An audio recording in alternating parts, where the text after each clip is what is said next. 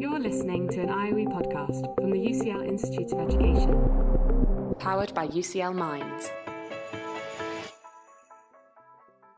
In 2011, Dominic Wyse, Professor of Early Childhood and Primary Education, joined IOE alumna Melissa Beeko for a conversation about his research interests, which includes the understanding of literacy and language in early years and primary. I've just finished a project that's looked very closely at place and identity.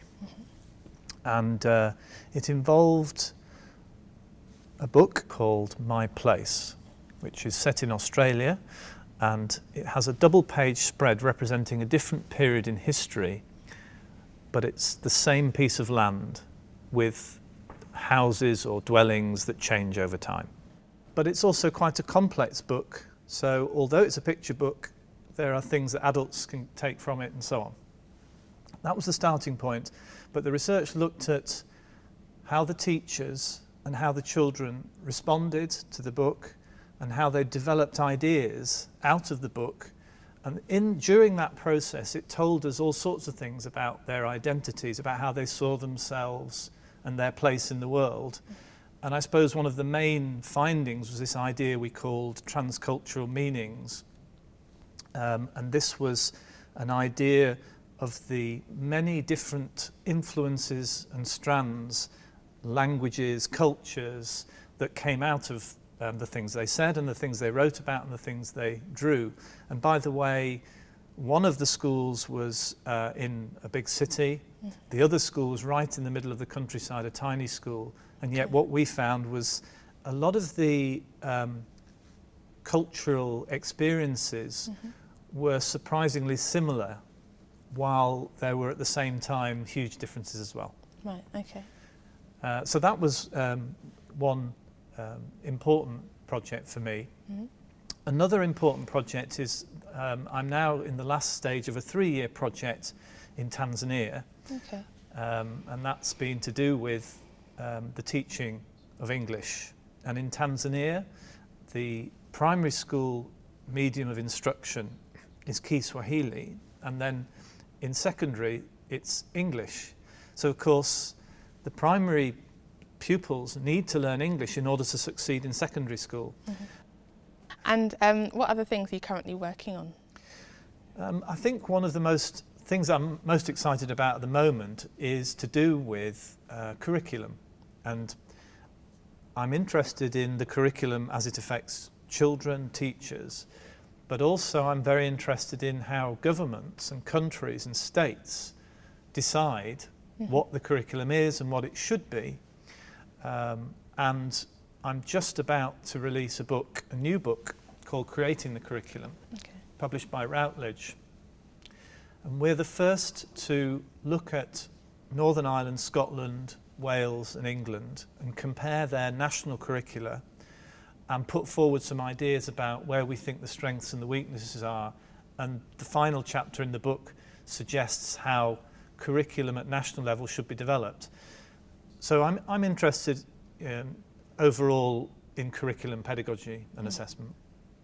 Curriculum has become an overarching interest of mine. And when I think about curriculum, I always think about pedagogy and assessment, as I said, because they're linked. I think it's not helpful to separate them too much. Across the world, the thing that gets separated out most of all is assessment. But I know from some previous research I've done that assessment affects, and as you know this as a teacher, of course, the kind of assessment you use and the kind of assessment you do affects what the curriculum is like. Now within that, I have a long track record in terms of the teaching of English language and literacy.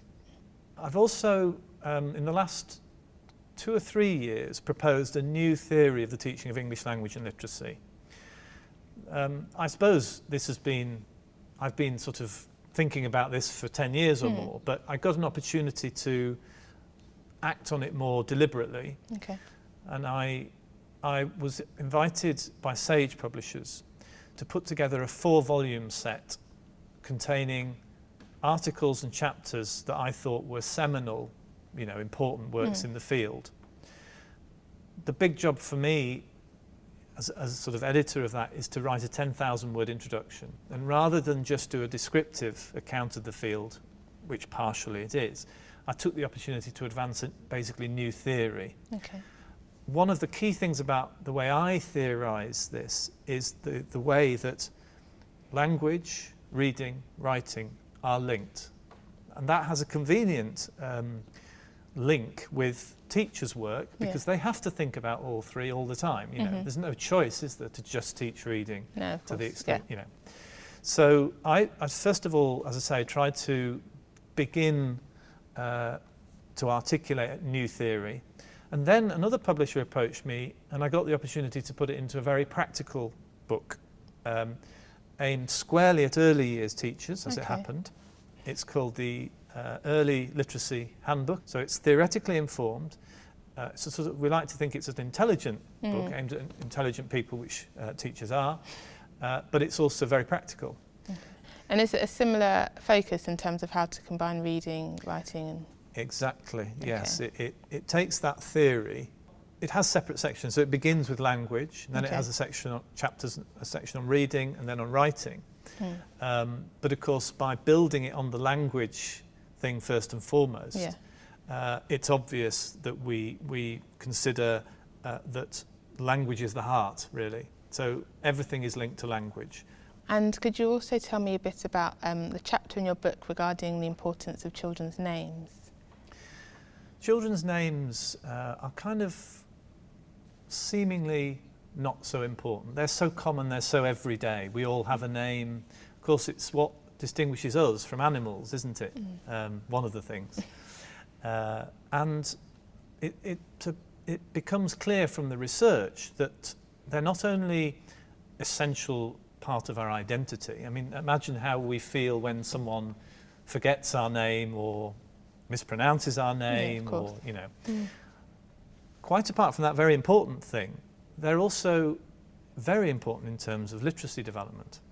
So obviously in the early stages, kids learn that parents call them something, a name, and they learn then what their name is orally.